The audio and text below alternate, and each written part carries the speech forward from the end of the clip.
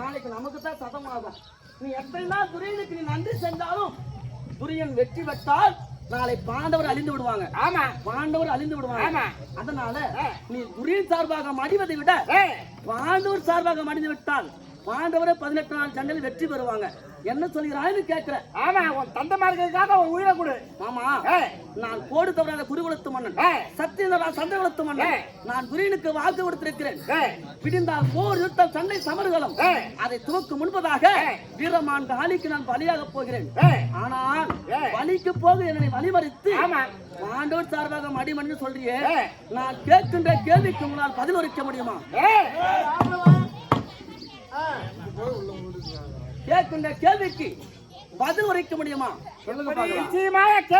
அதாவது துரியனிடத்தில் நான் என்ன சொன்னோம், அதை பிரகாரம் நீங்கள் நடந்து கொண்டால் நான் துரியனிடத்தில் சாவதை விட துரியன் சார்பாக மடிவதை விட பாண்டவர் சார்பாகவே மடிகிறேன்.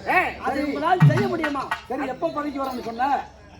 இன்று விளைத்தான் நாளை வருகிறேன்னு சொன்னோம். இன்று பிழைத்தான் நாளை வருகிறேன். நாளை வருகிறேன் அப்படின்னா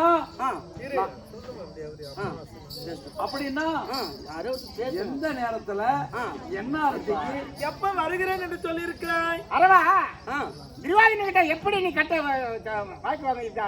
வெள்ளிக்கிழமை விடிய காலை விடுதல் தேதி வீரமான் காளிக்கு சத்ராவதி சம்ஸ்கார பூர்ண தினம் புண்ணிய அமாவாசை நாள் என்று 25 18 நான் பலியாக வருகிறேன்னு சொல்லியிருந்தேன். எனக்கு அமாவாசை வேண்டும். நாளை விடுந்தால் நாளைக்கு தானே அமாவாசை.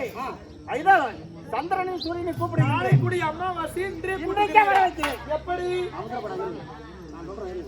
அதாவது நாளை விடுந்தால் அமாவாசை, நாளை தானே பலிக்கல்னு சொன்னாரவா. அந்த அமாவாசை இன்று சொன்னது, அதாவது அமாவாசை இன்று கூட்டினால் நீ பாடூர் சாபாக பலியாகுங்கிற. ஐயா, இந்த வார்த்தையை நச்சித்தேன்.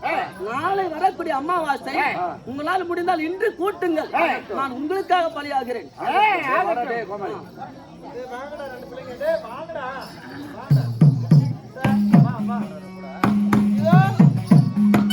சுவாமி, சந்திரனும் சூரியனும் வந்துட்டாங்க. இவங்க 2 பேரும் ஒரு இடத்துல சேர்ந்தால் அமாவாசை. அதாவது சந்திரனும் சூரியனும் ஒரு இடத்தில் கூடினால் அன்று அமாவாசை. அவங்க 2 பேரும் பிரிந்தா வெறுமானம். அதுல ஒரு அர்த்தம் என்னன்னா, இன்னைக்கு உங்க பக்கம் பலியாகிறோம், இன்று அமாவாசை. நாளைக்கு பலிக்கு நாங்க துரியன் பக்கம் போக போதல. அப்ப துரியன் வந்து பாப்பான். துரியன் பார்க்கணும் பொழுது எதுவுமே இல்ல, அதனால அவன் பார்த்துட்டு போறதுதான் வெறுமானம். அதனால இன்று நான் உங்களுக்கு பலியாகிறதுனால சந்திரன் சூரியன் ஒன்று சேர்ந்துட்டாங்க. இன்று அமாவாசை. சரி, ஆகட்டும். ஆனால் ஒன்று, எனக்கு 1008 எதிரோமம். இந்த 1008 எதிரோமத்தில் ஒரு ரோமம் குறைந்தாலும் பலிக்கு வர மாட்டேன்னு சொல்லிருக்கோம். அதை உங்களால் குறைக்க முடியுமா? முடியும். மாயவர் முடியும். இந்த பார், 1008 எதிராமத்துல ஒரு ரோமம் எனக்கு 33 அழகு. இந்த 33 அழகு ஓரளவு குறைக்கணும். ஒரு அழகு எடுத்து விட்டு. சரி, அதோ எடுத்தாச்சு. இன்று பிழைத்தான் நாளை வரணும் சொன்னோம். ஆமா, அப்ப என்ன இன்னைக்கே பலி கொடுக்குறீங்க? ரைட். ஆனால் ஒன்று, நான் துரியனிடத்தில் நான் மடிவதை விட வானூருக்கு மடிகிறேன். நான் கேட்கக்கூடிய கேள்விகளுக்கும் நான் சொல்லக்கூடிய வார்த்தைகளுக்கும் நான் கேட்கின்றதை நாளை நடத்த முடியுமா? நிச்சயமாக நடத்துகிறேன். நான் உங்கள் சார்பாக பலிக்கு வருவதாக இருந்தால், துரியனுக்கு நான் துரோகம் செய்துவிட்டு பாண்டவர் சார்பாக மடிவதாக இருந்தால் எனக்கு திருமணம் வேண்டும். யாருப்பா பொண்ணு கொடுப்பாங்க? ஒன்ன இப்ப கொல்ல போறாங்க. ஆமா, அதுக்குள்ள இப்ப யாரு சாவரனுக்கு போய் பொண்ணு கொடுப்பாங்களா? அண்ணா, என் மகன் கல்யாணம் கேக்குறான். எந்த பொண்ணை நான் போய் பார்க்குவேன்? யார் விட்டு பிள்ளைய கொண்டு வந்து கல்யாணம் பண்ணி வைப்பேன்?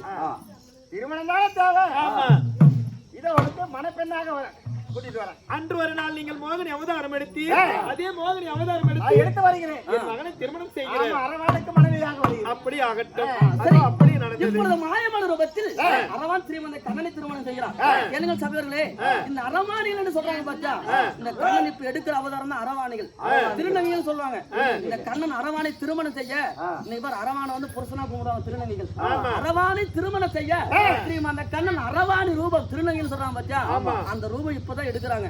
ஸ்ரீமந்த கண்ணன் எடுத்து அரவானை திருமணம் செய்கிறார். அதுதான் இந்த கோயிலுக்கு அரவான் கோயிலுக்கு 15 நாளைக்கு அவங்க தாலி கட்டி விரதம் இருந்து அன்னைக்கே திருநங்க அந்த தாலி அறுத்து அந்த அரவான் பாதத்திலே போடுறாங்க. ஆண்டவனே, நான் உங்களை திருமணம் செய்து விட்டேன். ஆனால் ஒன்று 18 நாள் யுத்தம். இந்த 18 நாள் யுத்தத்திலே எனக்கு ஒரு நாள் சண்டை வேண்டும். அதுவும் தருகிறேன். எந்த நாள் சண்டை தரீங்க? 8ஆம் நாள் சண்டைப்பா. உனக்கு 1 முதல் 8ஆம் நாள் வரையிலே 8ஆம் நாள் சண்டை உனக்கு 18 நாள் பாரத போர். முதல் நாள் உன்னை பலி கொடுக்கின்றேன். அடுத்தது 8ஆம் நாள் சண்டை தருகிறேன். ஆனால் ஒன்று, முதல் நாள் பலி கொடுத்தாலும் என் உடலை விட்டு உயிர் பிரிந்தாலும் என் சிரத்துக்கு உயிர் வேண்டும்.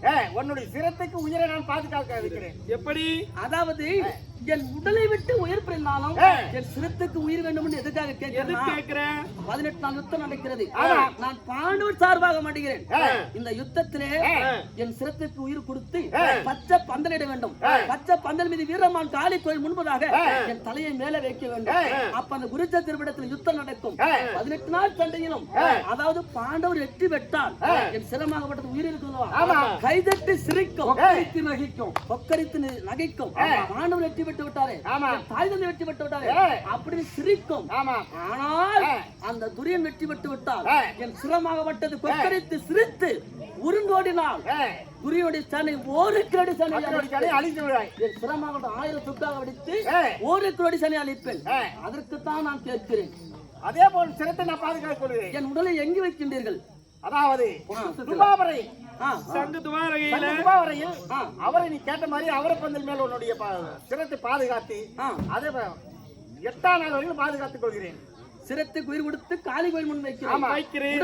உடலை எடுத்து சென்று என் சங்கு துவாரகையில பெட்டகத்தில பத்திரமாக வைக்க போகிறார். முதல் நாள் யுத்தம் முடிந்து 7 நாள் வரை காத்திருந்து 8ஆம் நாள் மறுபடியும் உன் சிரத்துக்கும் உடலுக்கும் உயிர் பிறந்த போகிறோம். நிச்சயமாக நீ பயப்பட வேண்டாம் சொல்றேன். அப்படி ஆகட்டும் மாமா. ஆனால் ஒன்று என்ன கடைசியாக ஒன்று கேட்கிறேன். நான் மடிவதாக இருந்தால் என் தாயார் சிரமடிக்க வேண்டும், என் தந்தையார் சிரம் அறுக்க வேண்டும். அது உன்னால் முடியுமா? நிச்சயமாக நீ எதை கேட்கிறீங்க அது செய்யறாரு. ஆனால் ஒன்று, ஒரு மனிதனை கொல்லும் பொழுது ஒருத்தர் அழுந்துகிட்டு கொள்வாங்க, ஒருத்தர் சிரிச்சுக்கிட்டு கொள்வாங்க. எதிரியா இருந்தா சிரிச்சுட்டு கொள்ளணும். ஒரு நண்பனா இருந்தா அழுது கொள்ளணும். எனக்கு அழுக கூடாது. என்ன கொல்றவங்க எதிரியாத்தான் என்ன கொல்லணும். செத்தாலும் வீரனா தான் சாகணும். அதனால என் தந்தையார் சிரம் அறுக்கும் பொழுது ஆனந்த சிரிப்போடு என்னை வெட்ட வேண்டும். என் தாயார் என்னை மடிமீது சுமக்கும் பொழுது ஆனந்த சிரிப்போடு என்னை சுமக்க வேண்டும். தாயார் சிரமடிக்க தந்தையார் சிரமடிக்க நான் தாய்ப்பால் உண்ணாதவன், தாய்மாமனுக்கு எதிரியாகிவிட்டேன். தாலாட்டு கேட்கவில்லை. என் மடி மீது படுக்க வைத்து என் தாயார் நாகக்கண்ணி தன் வாயால் பொன்னான வாயினால எனக்கு தூரி பாட்டு பாட்டோம். நான் பிறந்த 4 நாள் கேட்டதே இல்ல. இப்ப சாக போகிறேன், பாண்டவர் சார்பாக சாக போகிறேன். அந்த தூரி பாட்டு பாடனா நான் அதே தோட்டத்திலே இருப்பேன். அந்த நேரத்துல என் தந்தையார் சிரித்த முகத்தோடு என்னை அறுக்க வேண்டும், என்னை வெட்ட வேண்டும். அப்படி ஒரு காலம் என்னை வெட்டாவிட்டால் என்னை வெட்டும் பொழுது அழுந்து கண் சிந்தனையோடு வெட்டினால் 1 நிமிடம் தவறினால் நாளை பொழுது விடுந்து விடும். உயிரின் பக்கம் நான் போய் ஆக வேண்டும். அந்த 1 நிமிடம் தவறுவதற்குள் என்னை நீங்க வெட்டி கொடுத்தாகணும். அப்படி ஒரு காலம் நீங்க என்னை வெட்டாவிட்டால் நான் என்ன செய்வேன்? கையில் இருக்கு வீரர்களால் நானே கழுத்தை எடுத்துக் கொள்வேன். மகனே, நீ சொல்வது போலவே இதோ உன்னுடைய தந்தைமார்கள் உன் மாமா செய்து விடுவார்கள். புறப்படப்பா, நேரம் ஆகிக்கொண்டே இருக்கிறது. ஆகட்டும், போகிறது.